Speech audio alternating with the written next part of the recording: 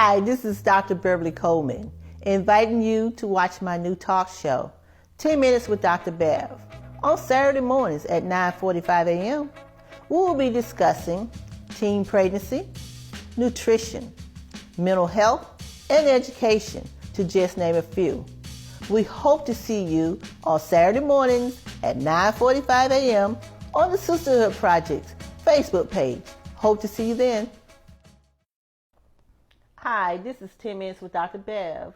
I'm here today with Miss B. Hey, Miss B. Hello. Thank you for joining me today. Thank you for having me. Miss B is one of my favorite people. She encourages me. And today we're just going to talk a little bit about who Miss B is. Yes, me. Well, Miss B is a little old black girl from Chicago, Illinois. That's all. No, I am a native of Chicago, Illinois. Been here in Atlanta for 6 years now. It seems like it's been longer.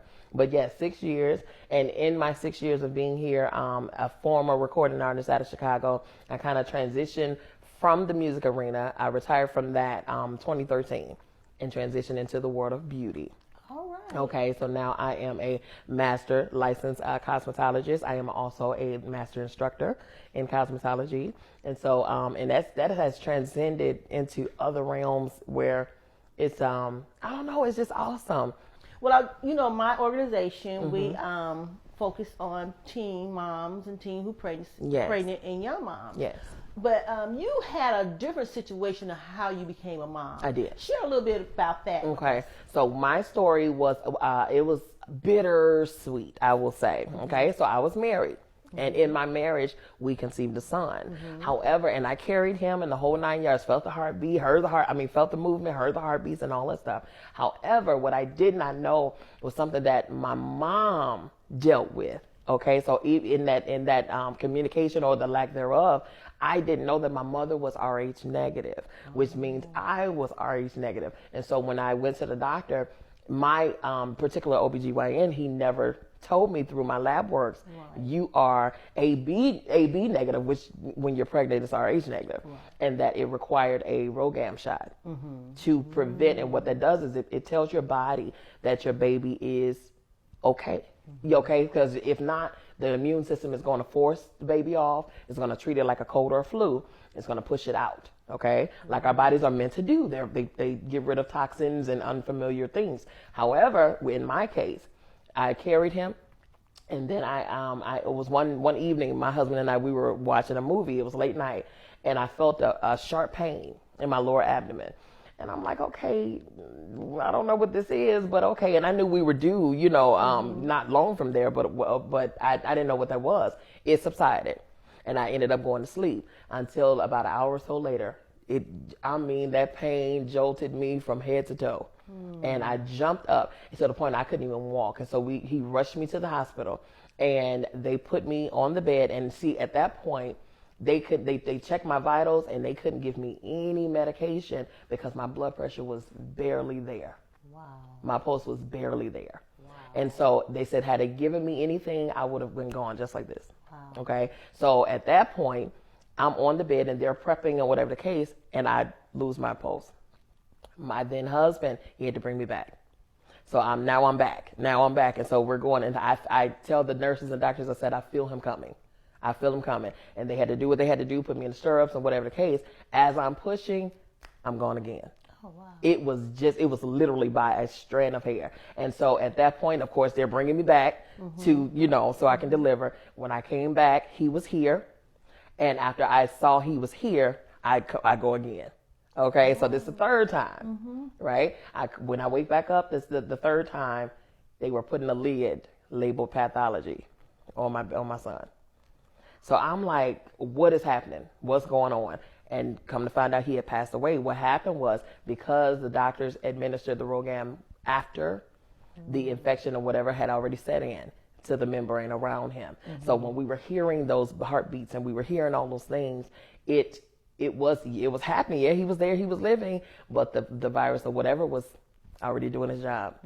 So I had to leave the hospital that year without my son. And unfortunately, my doctor then said, you're going to have to go through the process as that of a delivering mom. However, you're just going to have to do it without your son. So that was my story. I've not tried again after that. Who's to say what's in the cards? My mom, she delivered and had 2 children early, later on in life. So I know we're able to do it. Right. It's just that was the most traumatic thing I had ever lived through in my entire life. And so with that, I asked, of course, we're going to ask God why. We're going to be upset. We're going to go through those emotions, right? So, I said, my son, in retrospect, gave his life so that I could live. And so because of that, that's the reason why I work as hard as I do. I work as hard as I do because I need to work as if I'm still having to take care of him. I work because you did not leave here for your mother to stay here, just for me to sit here and not do anything with this thing that we call life. What could you share with another young lady who's been through the same experience that you have been through, but have not been able to really just pick themselves up and continue to live? Yeah. What I will say to her is, number one, your life is not your own. A lot of things we may not have the answer to. We can question all day long, but we know just as well as the next person that the word says that he will not put too much on you than you can bear. So apparently something in you have the ability to withstand through this trial and this test. We don't know the reason, but I later found out the reason, because in that moment I wasn't trying to hear nobody's reason. I wanted my son. Okay. However, after that, when I progressed on and everybody doesn't move out of those situations the same way. Not to say that I'm over it, because there's not a day that go by that I don't remember my son. Okay. He was born on April 24th. And that year it was Easter morning. Okay. So because of that, I still live that. However, through that, I refuse to be a victim, and I teach them and show them how not to. You don't have to be your situation. Take this and help the next one. Take this and build from that. Take this and know that even he's gone, but yet you are here. There's a reason. Okay, this life is not by happenstance. There is no such thing as a coincidence. Everything happens in season, on time, on purpose, in purpose for everybody. So understand that you may not have the answer, but know that there's a reason, and understand that you have a why. Let that why be your push. Let that why be your motivator. Let that why be the reason why you step out and you continue to not just be a victim, but be a big victor in every situation, every circumstance. If you can make it out of that, then honey, there is nothing that you can make it out of, that you can't make it out of. I defied death 3 times.